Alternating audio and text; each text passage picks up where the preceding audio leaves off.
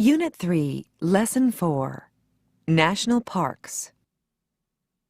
For centuries, Native Americans living in what is now the United States and Canada lived close to nature, using only what they needed from the natural environment in order to survive. But when Europeans arrived on the continent, they saw an abundance of materials that they could use and sell.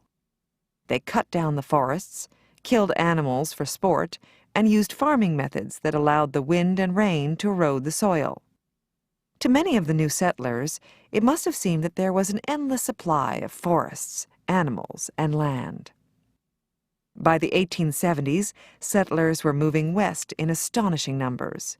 It was at this time that a small group of people became concerned about protecting the magnificent scenery and abundant wildlife in an area that is now partly the states of Wyoming, Montana, and Idaho. This part of the country had geysers, hot springs, and waterfalls. There were also snow-covered mountains, clear lakes, and huge trees. The group of concerned citizens worried that unless these natural wonders were protected by the government, their descendants would never have a chance to see them. In 1872, they convinced the U.S. government to make the area into a national park. Called Yellowstone National Park, it was the country's first national park. When Yellowstone National Park was created, no one gave much thought to how the park would be managed, who would actually protect it, and where the money to take care of it would come from. In fact, during the park's first few years, no money at all was provided to take care of it.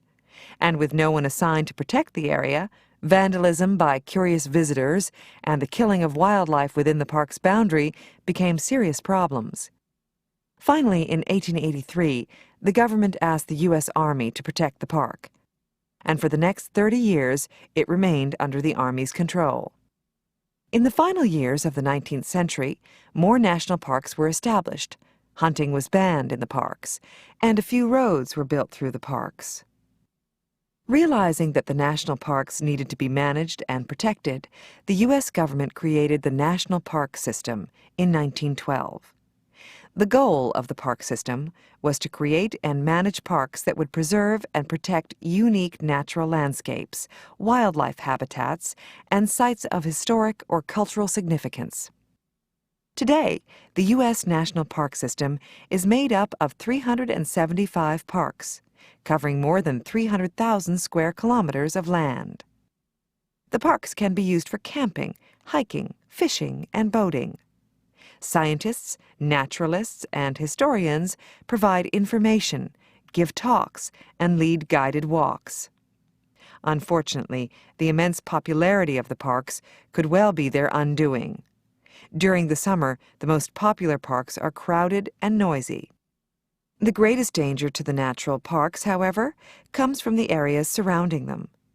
The parks are threatened by pollution from power plants' diversion of water for development and urban development. Today, all of the 375 national parks are being degraded because of overuse and damage to their ecosystems. Below is a list of some of the most threatened national parks. Acadia National Park, Maine. With more than 180 square kilometers of rugged Atlantic shoreline, 26 mountain peaks, mixed forest, lakes, islands, and abundant wildlife, Acadia is plagued by ozone pollution, degraded scenic vistas, acid deposition, and mercury deposition. Everglades National Park, Florida. Everglades is North America's only subtropical preserve, and the only place on Earth where alligators and crocodiles coexist. Sadly, southern Florida registers the highest mercury deposition levels anywhere in America. Glacier National Park, Montana. Glacier boasts more than 1,000 kilometers of trails and hundreds of structures listed on the National Register of Historic Places. The park's temperature has risen dramatically in the past century, and its glaciers have retreated, developments that scientists attribute in part to global warming. Great Smoky Mountains National Park, North Carolina and Tennessee. The world's salamander capital is the nation's most visited national park. It is also one of the country's haziest parks. Ozone levels here are harmful both to plants and to people. Mammoth Cave National Park, Kentucky.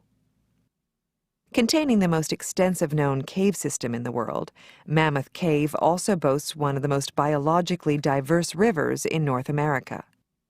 This is another one of the country's haziest, most ozone-polluted parks. Mercury threatens 7 endangered species here. Sequoia and Kings Canyon National Parks, California. These parks contain the most massive trees on Earth and the tallest mountain in the continental United States. However, pesticides may be linked to a decline in wildlife in the parks, and the park's plants are being damaged by ozone. Shenandoah National Park, Virginia. Shenandoah represents one of America's most diverse botanical reserves and hosts approximately 1,400 known plant species. Acid rain pollutes park streams and has reduced the acid neutralizing capacity of sensitive watersheds.